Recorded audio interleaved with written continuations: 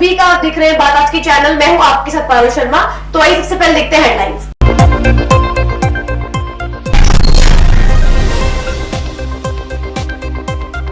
उर्स के मद्देनजर सुरक्षा व्यवस्थाओं का जायजा लिया आईजी रूपेंद्र सिंह ने। पुलिस कप्तान चूनाराम रहे साथ।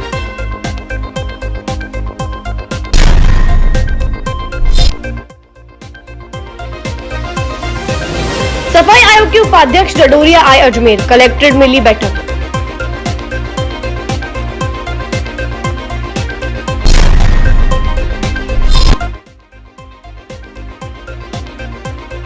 सड़क हादसे में जान गंवाने वाली छात्रा को मुआवजा देने की मांग को लेकर छात्रों ने किया जबरदस्त प्रदर्शन। विद्यालय के मुख्य द्वारों को कर दिया बंद।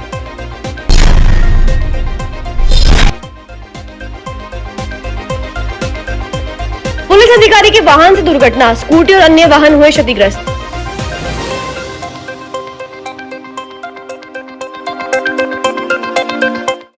ख्वाजा गरीब नवाज की दरगाह पर 18 जनवरी से शुरू होने वाले 811वें उर्स को लेकर तैयारियां जोरों पर चल रही हैं। इसी बीच आज अजमेर रेंज के आईजी रूपेंद्र सिंह भी दरगाह पहुंचे और दरगाह बाजार और दरगाह परिसर का निरीक्षण किया। इस दौरान एसपी चूनाराम जाट भी मौजूद रहे और तमाम पुलिस अधिकारियों के साथ व्यवस्थाओं को लेकर चर्चा की। उर्स के दौरान लाखों की संख्या में लोगों के आने की आशंका है, जिसे लेकर सुरक्षा के कड़े इंतजाम भी किए जा रहे हैं। वहीं आईजी रूपेंद्र सिंह ने भी अधिकारियों को आवश्यक दिशा निर्देश भी दिए कि उर्स के दौरान देश भर में जेब तराश और शातिर बदमाश मौके का फायदा उठाकर चोरी की वारदात को अंजाम देते हैं। ऐसे में सभी पुलिसकर्मियों को सतर्क रहकर चोरी की वारदात पर रोक लगाने का प्रयास करने की बात कही। आने वाले उर्स के मुतल्लिक आज अजमेर पुलिस के साथ दरगाह क्षेत्र का दौरा किया। दरगाह कैंपस को देखा, इसके इर्द गिर्द का सारा एरिया देखा। डिप्लॉयमेंट प्लान जो है एसपी साहब मेरे साथ आए हैं, हमने डिस्कस किया और जो इंतज़ाम और जो रिजर्व्स बनाने हैं उसके बारे में चर्चा की।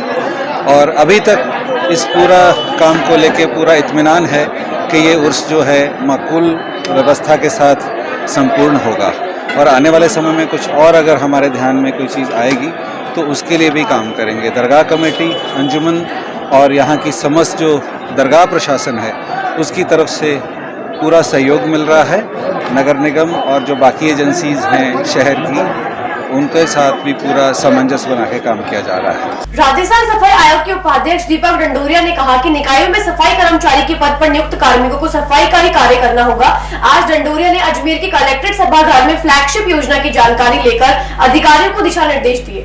दीपक डंडोरिया ने कहा कि कार्मिकों को फील्ड में जाकर अपनी नियुक्ति के अनुरूप सफाई का ही काम करना पड़ेगा। निकाय प्रबंधन भी उस कर्मचारी से अन्य किसी प्रकार का कोई काम नहीं ले सकता। डंडोरिया ने कहा कि इसमें कोई भाई भतीजावाद नहीं चलेगा। कार्मिक चाहे किसी भी राजनेता, मंत्री या किसी रसूखदार का रिश्तेदार हो, उससे किसी भी कीमत पर अन्य किसी काम में नहीं लिया जा सकता। उन्होंने यह भी कहा कि इसके लिए डीएलबी से आदेश जारी किए गए हैं और उन आदेशों की पालना हर हालत में होनी चाहिए। देखिए, आज सफाई आयोग के वाइस चेयरमैन के नाते मैंने अजमेर कलेक्ट्रेट सभागार में मीटिंग ली है, जिसमें सभी प्रशासनिक अधिकारी मौजूद थे, जिला प्रशासन मौजूद था। सरकार की जो फ्लैगशिप स्कीम्स है उनके बारे में हमने जानकारी ली है और उनकी कैसे वो योजनाएं चल रही है, उनकी प्रगति रिपोर्ट प्रशासन ने पेश की है। वहीं नसीराबाद शहर में गुरुवार देर शाम को राज्य सफाई कर्मचारी आयोग के उपाध्यक्ष दीपक डंडोरिया का नसीराबाद पहुंचने पर कांग्रेस कार्यकर्ताओं और वाल्मीकि समाज द्वारा ब्यावर रोड प्राचीन गोगा मेडी मंदिर पर डंडोरिया का गर्मजोशी से माला व साफा पहनाकर भव्य स्वागत किया गया। आज नसीराबाद की पावन धरती पर नसीराबाद नगर पालिका में हमने जनप्रतिनिधियों के, समस्त पार्षदों के, हमारे अशोक जी गुर्जर साहब और यहाँ वाल्मीकि समाज के लोगों से गुरु गोरक्षनाथ के मंदिर में, पवित्र मंदिर में एक मीटिंग का आयोजन किया गया है। साथ ही जो कर्मचारियों की जो समस्याएं बताई है उन समस्याओं को मैंने सुना है, लोगों के अभाव वियोग सुने हैं। राजस्थान सरकार माननीय मुख्यमंत्री जी की मंशा के अनुरूप कार्य कर रही है। माननीय मुख्यमंत्री जी की मंशा है कि हर गरीब तक, हर अंतिम छोर के व्यक्ति तक सरकार की योजनाएं पहुंचनी चाहिए और ज्यादा से ज्यादा लाभ पहुंचना चाहिए। नगर पालिका के जो अधिकारी गण हैं, कमिश्नर साहब हैं, उन सब से भी बैठकर सकारात्मक चर्चा हुई है कर्मचारियों को लेकर भी, और नगर पालिका नसीराबाद को किस तरह से विकसित किया जा सकता है, कैसे विकास के कार्य किए जा सकते हैं और कर्मचारियों की जो कमी है उसकी क्षतिपूर्ति कैसे की जा सकती है, वो उन्होंने मुझे लिखित में ज्ञापन दिया है। मैं सरकार के एक नुमाइंदे के रूप में अपनी बात को आगे रखूंगा और जो हो सकता है, जितने कर्मचारियों की यहाँ आवश्यकता है वो कर्मचारी नसीराबाद में उपलब्ध कराए जाएंगे, नए कर्मचारियों की भर्ती भी की जाएगी।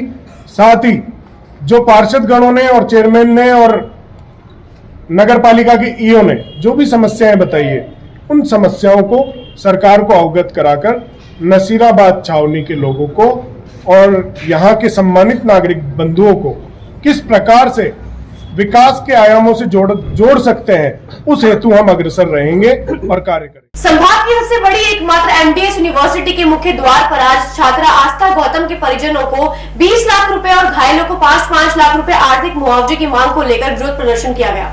इस दौरान छात्रों ने यूनिवर्सिटी के मुख्य द्वार को भी बंद कर दिया। मामला बढ़ते देख मौके पर सीओ नॉर्थ छवि शर्मा के नेतृत्व में पुलिस का अतिरिक्त जाब्ता भी तैनात किया गया। जानकारी देते हुए यूनिवर्सिटी के पूर्व छात्र संघ अध्यक्ष भगवान सिंह चौहान और लोकेश गोदारा ने कहा कि 7 जनवरी को रात्रि में यूनिवर्सिटी के केमिस्ट्री विभाग की छात्रा आस्था गौतम की सड़क हादसे में मौत हो गई थी और 2 सहपाठी छात्र घायल हो गए थे। छात्रों ने यूनिवर्सिटी प्रशासन पर आरोप लगाया कि छात्र छात्राओं के चौथे सेमेस्टर की परीक्षा 22 दिसंबर तक पूरी होने के बावजूद अभी तक प्रैक्टिकल परीक्षा नहीं करवाई गई, जिसके कारण मजबूरी में ये विद्यार्थी अजमेर में रह रहे थे। वहीं छात्रों ने मृत छात्रा के परिवार को 20 लाख और घायलों को 5-5 लाख रुपए देने की मांग की है और कुलपति को ज्ञापन सौंपा है। मेरी बोर्ड ऑफ मैनेजमेंट की मेरी मीटिंग होगी। जो आपका ज्ञापन होगा मैं उस बोर्ड ऑफ मैनेजमेंट की मीटिंग में सहानुभूति पूर्वक विचार करके जो सहायता हमसे हो सकती है, और हमसे कोई कहे चाहे न कहे, मेरी बात, हमसे कोई कहे चाहे न कहे, मेरे को जैसे खबर मिली मैं तुरंत वहाँ गया। जो हो सकता था, जो बच्चे वहाँ पर थे, हमने उनसे कहा इनका जो मेडिकल ट्रीटमेंट का खर्चा हो, जो कुछ हो बताओ, यूनिवर्सिटी उसको करेगी। मैंने वहाँ के डॉक्टर मैंने वहाँ के डॉक्टर से कहा कि जो कुछ हो सके। जब बॉडी जानी थी, हमने बच्चों से भी निवेदन किया कि कुछ बच्चे, भाई इनकी माँ अकेली है, कोई साथ में नहीं है, चले जाओ। बच्ची के साथ मेरी पूरी सिंपैथी है, हमसे जो हो सकेगा मैं उसके लिए करने के लिए, लेकिन मेरी एक प्रक्रिया होती है जो हमारी हाईएस्ट बॉडी है, उसमें हमारी मांगे ये थी कि 7 जनवरी को यूनिवर्सिटी के केमिस्ट्री की स्टूडेंट आस्था गौतम का हादसे के अंदर देहांत हो गया था। उसके बाद में वो उस लड़की का 22 तारीख केमिस्ट्री की स्टूडेंट थी, 22 तारीख को एग्जाम हो गए थे, पर यूनिवर्सिटी की हठधर्मिता की वजह से और कुछ प्रोफेसर केमिस्ट्री प्रोफेसर की हठधर्मिता की वजह से कि मैं मेरी मर्जी से प्रैक्टिकल करवाऊंगी, मेरी मर्जी से एग्जाम कराऊंगी, तो उस हिसाब से उसने एग्जाम कराया नहीं और सभी बच्चों को पाबंद करा कि कोई भी बच्चा यदि अजमेर के अंदर ही रहेगा, अजमेर से बाहर छोड़ के चला गया तो उनको फेल कर दूंगी। इस वजह से बच्चे डर के, वो बच्ची यहाँ रह रही थी, उस बच्ची का बीएड में भी एडमिशन था, बीएड चल रही थी, उस बच्ची ने रिक्वेस्ट करी थी कि मेरा एक प्रैक्टिकल एग्जाम है, प्रैक्टिकल एग्जाम ले लीजिए, जबकि प्रैक्टिकल एग्जाम मेन एग्जाम से पहले होते हैं, पर यूनिवर्सिटी ने अभी तक किसी भी डिपार्टमेंट के प्रैक्टिकल एग्जाम नहीं कराए, उनके सब एग्जाम हो गए थे। इस वजह से उसका निधन हो गया, तो कहीं उसके लिए जिम्मेदार है जो यूनिवर्सिटी का प्रशासन है उसकी देहांत का। वो तो हम सब ने ये मांग करी है कि यूनिवर्सिटी अपनी गलती मांगते हुए उस लड़की के लिए आर्थिक मदद उनके परिजनों को दे। अजमेर के कृष्णगंज थाना अंतर्गत शास्त्री नगर इलाके में आज पुलिस अधिकारी के वाहन को चला रहे ड्राइवर का संतुलन बिगड़ने के कारण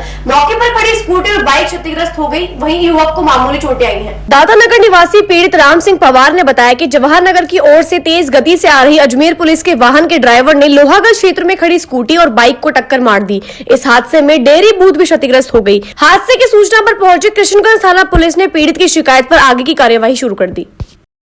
लगभग 11:30 बजे मैं जवाहर नगर पे जो डेयरी है भंवर सिंह जी नरुका साहब की, उनके यहाँ पर मैं दूध लेने के लिए आया था।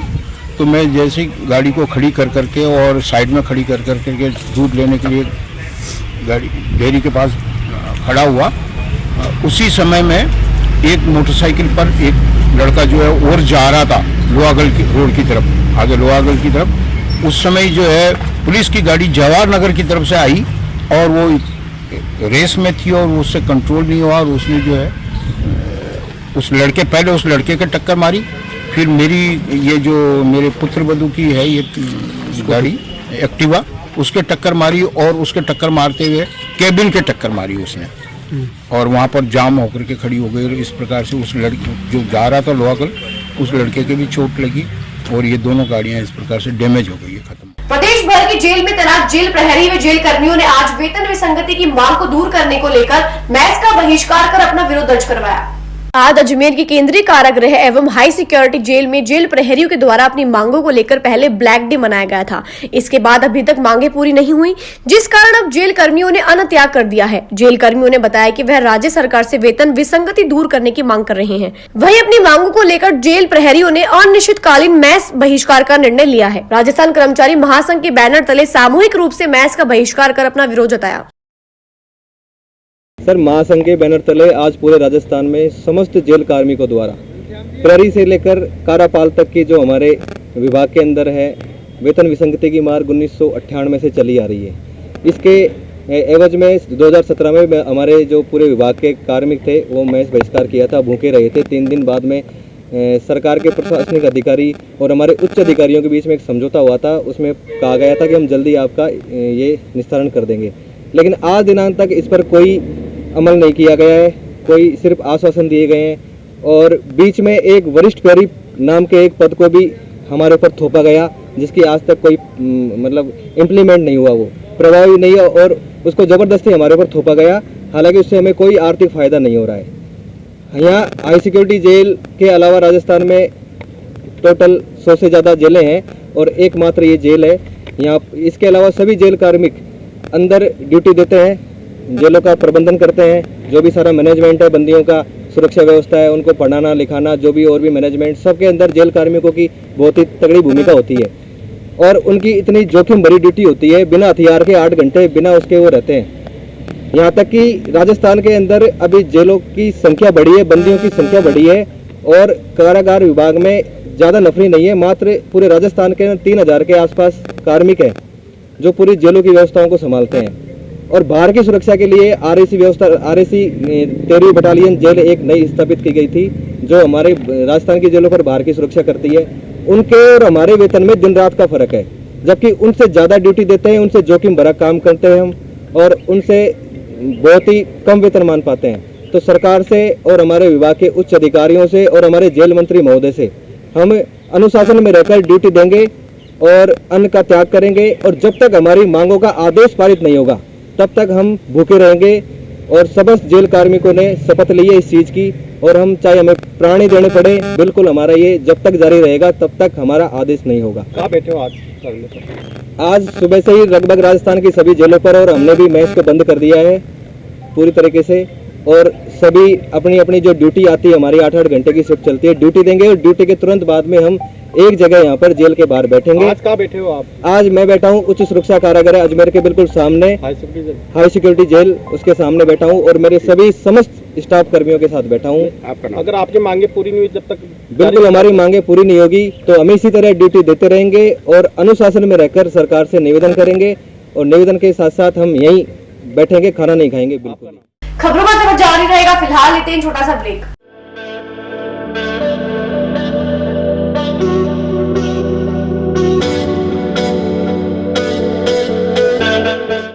अजमेर शहर में प्लॉट, मकान, फ्लैट, दुकान आदि खरीदने, बेचने व किराए हेतु आज ही प्ले स्टोर से डाउनलोड करें वर्षा रियल एस्टेट ऐप।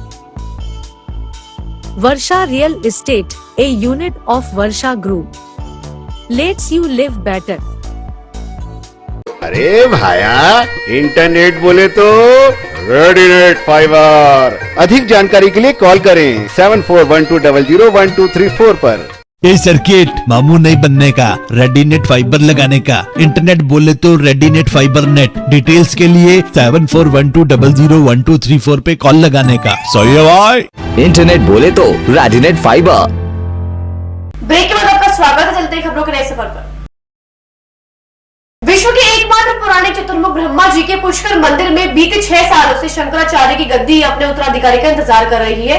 आज से करीब 6 वर्ष पूर्व जगत पिता ब्रह्मा मंदिर के महंत सोमपुरी महाराज की सन 2017 में 11 जनवरी को स्वर्गवास हो गया था।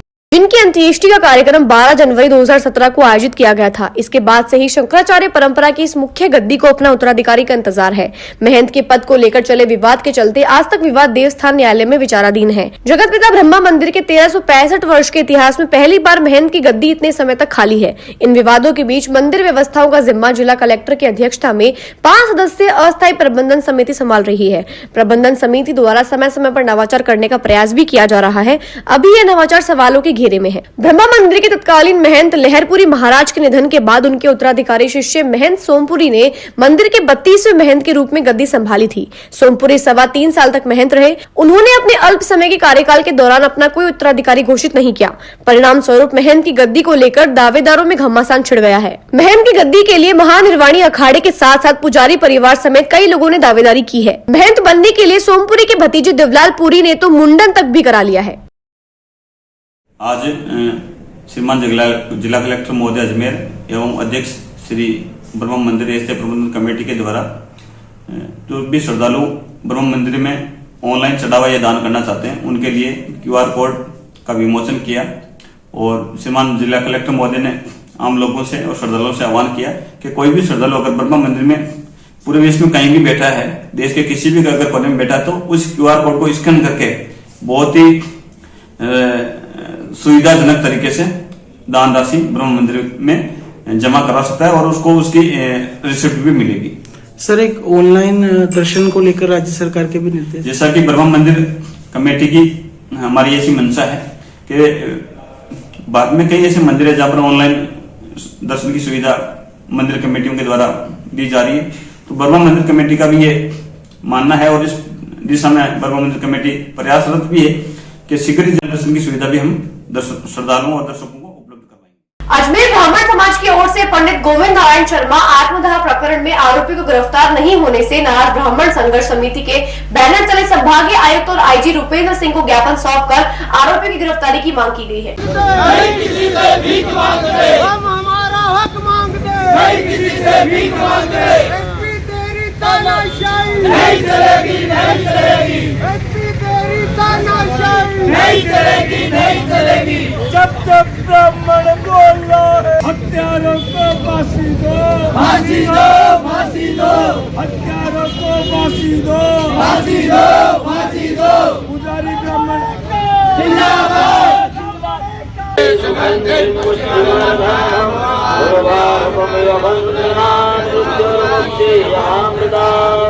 ओम त्र्यंबकं यजामहे सुगंधिं पुष्पवर्धनम्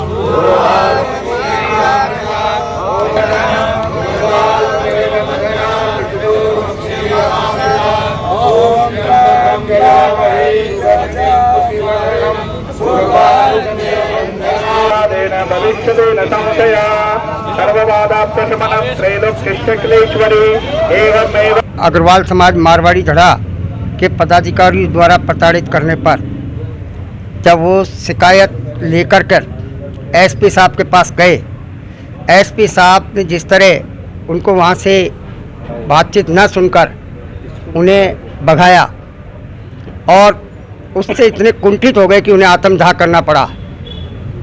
उसके पश्चात प्रशासन और हमारे दूसरे समाज के साथ भी वार्तालाप हुआ। उसमें 5 लाख रुपए अग्रवाल समाज ने देने की बात कही। बड़े नाटकीय ढंग से समाज के उत्तेजित होने पर कल जिस प्रकार चेक दिया गया, उसी प्रकार आज तक अपराधियों की गिरफ्तारी नहीं हुई है। पॉस्को के मामले में 3 दिन में पुलिस चालान पेश कर सकती है, इसमें अभी तक चालान पेश नहीं किया गया है। हमारा ये भी मानना है कि SFL जांच के बहाने पुलिस उन मुलजिमों को बचाने की कोशिश कर रही है, इसलिए SFL जांच राजस्थान के बाहर कराई जाए तो ज़्यादा अच्छा रहेगा। उससे निष्पक्षता होगी और SP साहब पे तो कार्रवाई होनी चाहिए, जो एक जिम्मेदार पद पर बैठकर उन्होंने बीच का सेतु बनकर काम नहीं किया। उन्होंने एक पक्ष को सुना और लताड़ करके जिस प्रकार भेजा वो अच्छा नहीं है। आज जो 3 आज जो 3 माह से भगवान जगदीश नारायण मंदिर के श्री गोविंद जी के आत्मदाह लेकर जो प्रकरण चल रहा है उसको लेकर आज ब्राह्मण समाज बड़ा आक्रोशित होकर और आज संभागीय आयुक्त महोदय साहब के पास में एक ज्ञापन लेकर आया, जिसमें पूर्व में जिस प्रकार से प्रशासनिक अधिकारियों द्वारा संवेदनशीलता न अपनाकर और उसकी बात को न सुनने की वजह से उन्होंने आत्मदाह जैसा कदम उठाया, उस पर कार्रवाई करने हेतु, दोषों के विरुद्ध कार्रवाई करने हेतु राज्य सरकार द्वारा उस समय प्रशासन ने जो मुआवजे की बात रखी थी, उस मुआवजे पर जो सहमति बनी थी उसके बाबत इन सभी मांगों को लेकर आज, क्योंकि 3 माह से हमारी किसी मांग को नहीं माना, इसको उद्वेलित होकर हमारे द्वारा आज धरना प्रदर्शन व ज्ञापन दिया गया है। और भविष्य में अगर ये बातें नहीं मानी जाती है तो आज जिस प्रकार से संख्या थी, हो सकता है इससे 4 गुना संख्या आए और ये जो भावनाएं हैं ये आक्रोश के रूप में फैले। इस बाबत हमने आज प्रशासन को इस बारे में सूचना दी है कि आप जल्द से जल्द इस प्रकरण को ख़त्म करें। आज दोनों ने ज्ञापन दिया, अभी माननीय संभागीय महोदय साहब को दिया है, अब आईजी साहब को देने जा रहे हैं और आईजी साहब को यही है कि जो इस प्रकरण से लिप्त हैं उन्हें तुरंत उनके ऊपर कार्रवाई की जाए। शहर में लगातार वाहन चोरी का सिलसिला जारी है। रोजाना अजमेर शहर में किसी न किसी थाने में बाइक चोरी का मुकदमा दर्ज होता है, जिस पर पुलिस कार्यवाही भी करती है, मगर सफलता बहुत कम को हासिल होती है। अजमेर की किशनगंज थाना पुलिस ने दुपहिया वाहन चोरी के मामले में 3 शातिर चोरों को गिरफ्तार किया है। किशनगंज थाना प्रभारी करण सिंह खंगारोत ने बताया कि आरोपियों से चोरी की गई मोटरसाइकिल बरामद हुई है। कृष्णगंज थाना पुलिस गिरफ्तार किए गए तीनों आरोपियों से पूछताछ कर रही है, जिसमें कई वारदात खुलने की संभावना है। अजमेर की कृष्णगंज थाना पुलिस ने दुपहिया वाहन चोरी के मामले में 3 शातिर चोरों को गिरफ्तार किया है। आरोपियों से चोरी की गई मोटरसाइकिल बरामद हुई है। क्षेत्र में बढ़ती वाहन चोरी की वारदातों को देखते हुए टीम का गठन किया गया था और कार्यवाही के निर्देश दिए गए थे। टीम ने कार्यवाही करते हुए ब्यावर निवासी आरोपी बुद्धा सिंह उर्फ रामू साबिर उर्फ संजू सहित तीसरे आरोपी अजमेर निवासी शफीक को गिरफ्तार किया है। आरोपियों के कब्जे से एक मोटरसाइकिल बरामद हुई है। तो आरोपियों द्वारा दिन व रात के समय सुनसान स्थानों पर खड़े दुपहिया वाहनों की रेकी करते हुए लॉक तोड़कर चोरी करने की वारदात को अंजाम दिया जाता था। पुलिस तीनों आरोपियों से मामले में पूछताछ कर रही है, जिनमें से कई वारदात खुलने की संभावना है। कृष्णगंज थाना प्रभारी के अनुसार मामले में 9 सितंबर 2022 को दीप दर्शन कॉलोनी सोमलपुर निवासी जोगेंद्र कुमार थाने पर उपस्थित होकर शिकायत दर्ज करवाई थी कि उसकी 8 सितंबर 2022 को जनाना हॉस्पिटल के पास से बाइक चोरी हो गई, जिस पर मुकदमा दर्ज कर कार्यवाही के निर्देश दिए गए थे। योगेंद्र कुमार निवासी सोमलपुर थाना रामगंज अजमेर, जो कि 9/9/12 को अपने जनाना हॉस्पिटल में अपनी बहन की डिलीवरी के दौरान यहाँ आए थे और मोटरसाइकिल बाहर खड़ी कर दी, जिसपे कोई अज्ञात व्यक्ति चुरा कर ले गए, जिसका मुकदमा दर्ज करके और तफ्तीश के दौरान 3 व्यक्तियों को गिरफ्तार किया है। बुद्धा सिंह, साबिर और शफीक, इन तीनों को गिरफ्तार किया। तीनों के कब्जे से मोटरसाइकिल बरामद हो गई और कल इनको गिरफ्तार किया गया था। अभी न्यायालय में पेश किया जा रहा है। अभी तक इनसे ये पहली वारदात कबूल करी है इन्होंने। कहाँ के रहने वाले? ये एक तो शंभूगढ़ का है, 2 अपने अजमेर के हैं, एक ब्यावर का है और एक कृष्णगंज का। इनका है बुद्धा सिंह सनोर रामू रावत और दूसरे का नाम है साबिर उर्फ संजू पुत्र गणपत काठा, तीसरा है साफिक पुत्र सत्तार चीता। सर पूछताछ में सामने आया कि क्यों आरोपी होते थे? वो इनको मोटरसाइकिल नजर आएगी, उठा के ले गई। अजमेर जिले में चोरों के हौसले लगातार बुलंद होते दिखाई दे रहे हैं। चोरों ने सिविल लाइन थाना क्षेत्र में 21 नवंबर की रात को राजकीय बालिका उच्च प्राथमिक विद्यालय भोपो का बाड़ा स्कूल व आंगनबाड़ी केंद्र का ताला तोड़कर चोरी की वारदात को अंजाम दिया और फरार हो। इस मामले में सिविल लाइन थाने में 12 जनवरी को मुकदमा दर्ज किया गया। पुलिस मामले की जांच में जुटी है। स्कूल की अध्यापिका रंजनी मित्तल ने बताया कि 21 नवंबर की रात को अज्ञात चोरों द्वारा उच्च माध्यमिक विद्यालय व आंगनबाड़ी केंद्र का ताला तोड़कर रिकॉर्ड को जलाया गया और चोरी की वारदात को अंजाम देकर फरार हो गए। सुबह 8 बजे करीब स्कूल की छात्रा को पानी लेने आई, तब पता चला कि ताले टूटे हुए हैं और दरवाजा खुला हुआ है।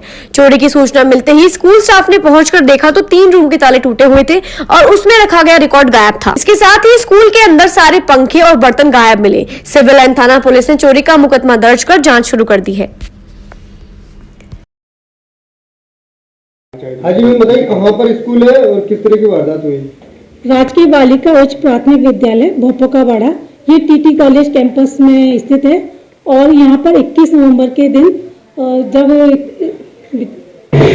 मतलब मैडम आए थे दूसरे दिन, संडे सैटरडे में चोरी हुई है रात को, तो ये पता नहीं कि संडे को हुई है सैटरडे को। मंडे को जब रेनू माथुर मैडम HM जो आई तो उन्होंने देखा कि दरवाज़ा टूटा हुआ है।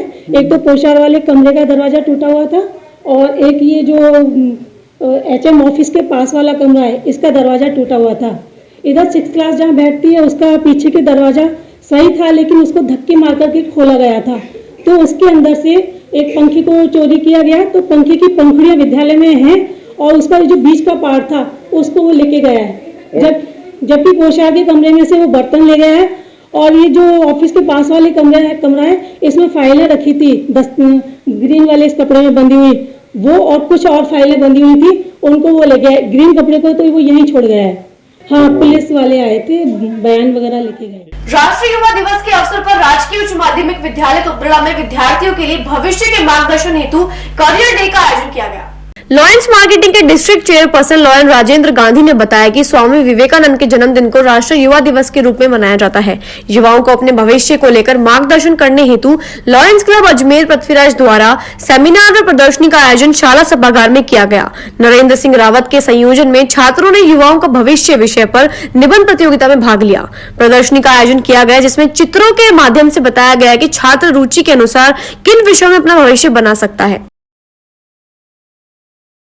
राजकीय उच्च माध्यमिक विद्यालय तोबड़ा के अंदर कैरियर डे बनाया गया। इस अवसर पर बच्चों ने विभिन्न प्रदर्शनी लगाकर आयोजन किया, जिस प्रदर्शनी का अवलोकन सभी ने किया।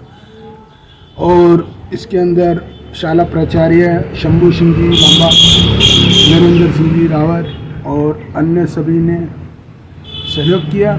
और इस अवसर पर बच्चों को कैरियर भविष्य के बारे में बताया गया, उनका मार्गदर्शन किया गया। और राष्ट्रीय युवा दिवस के अवसर पर बच्चों को ये संदेश दिया कि जब तक आपका लक्ष्य प्राप्त न हो रुको नहीं, चलते रहो।